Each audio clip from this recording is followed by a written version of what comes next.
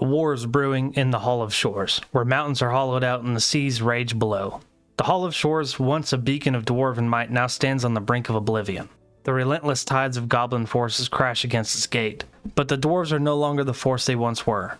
Morale was destroyed with the giants' arrival and sieges of goblins, but yet the dwarves faced a more insidious threat than their enemies. They faced extinction.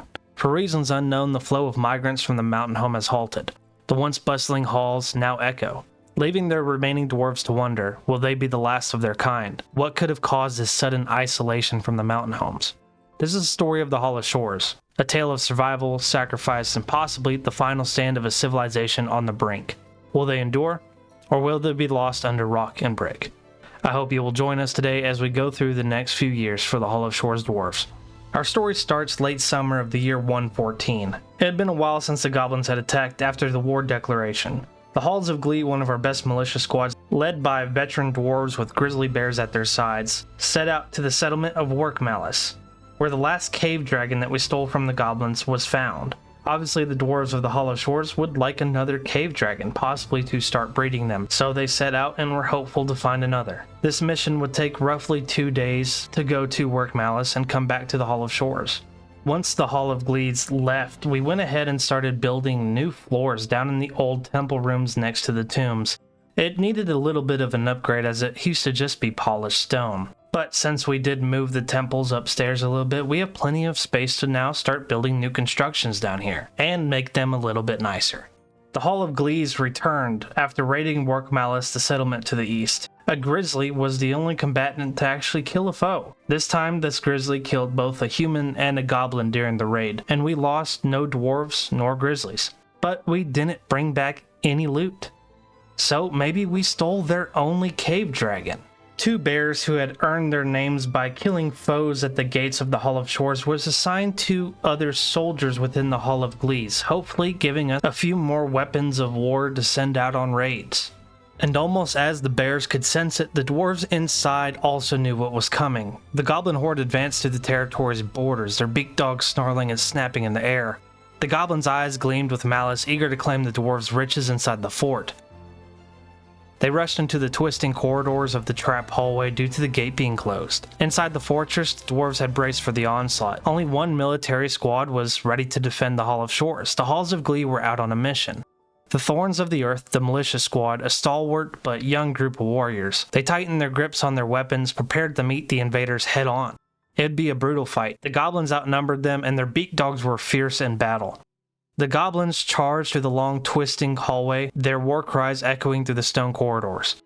The clash of steel and the roars of the beak dogs filled the air, and the Thrones of the Earth knew they'd meet them at the bottleneck.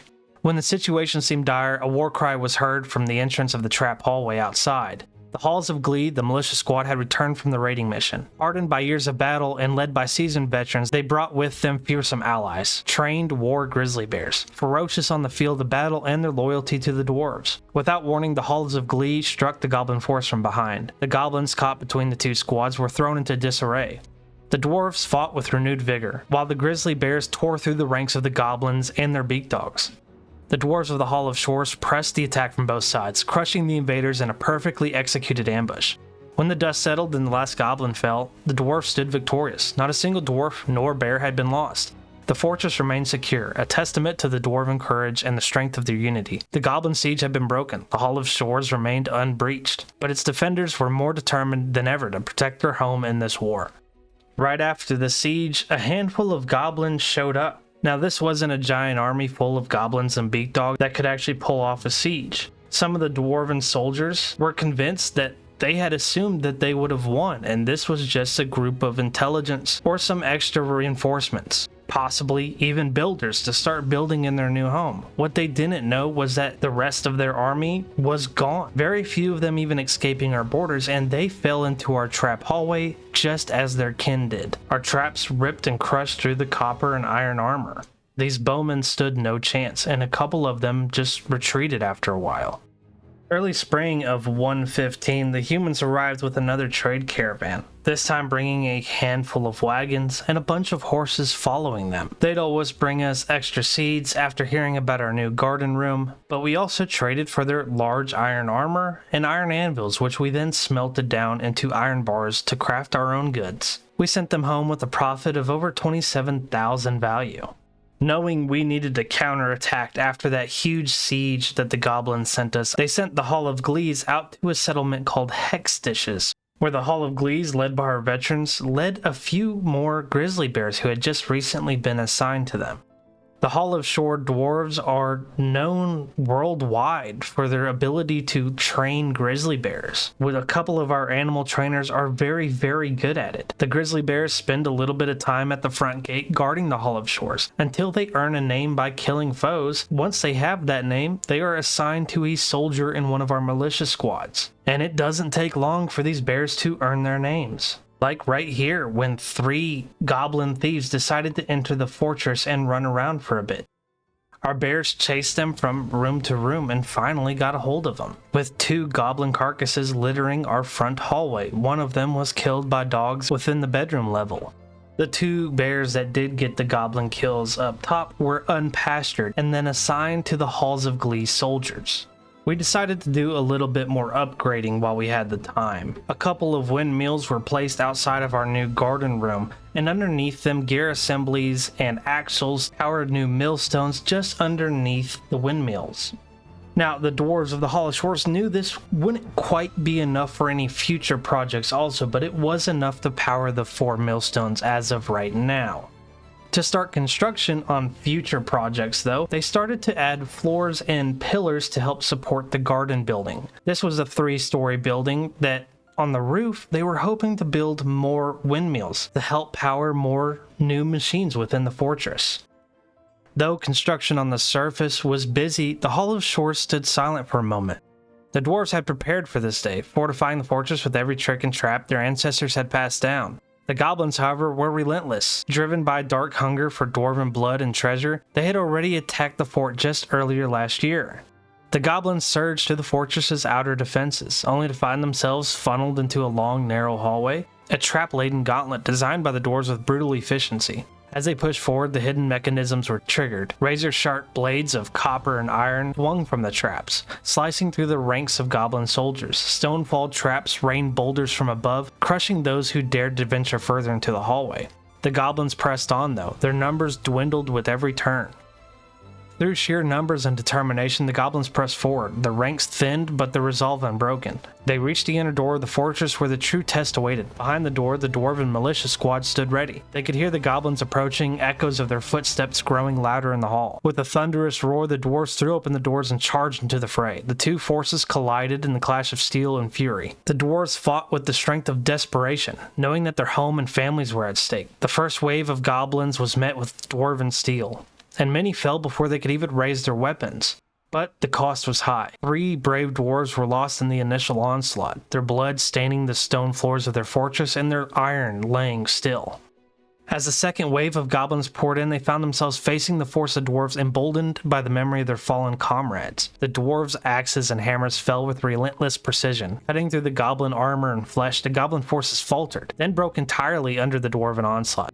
Not a single goblin survived the second push. As the last goblin fell, the siege was broken. The surviving dwarves stood bloodied and unbowed, their fortress secured once more. They mourned their fallen comrades, but victory was a testament to the strength and the indomitable spirit of the Hall of Shores. The goblins had been driven back once again, and the dwarves would live to see another day, their fortress unyielding against all those who dare to challenge it.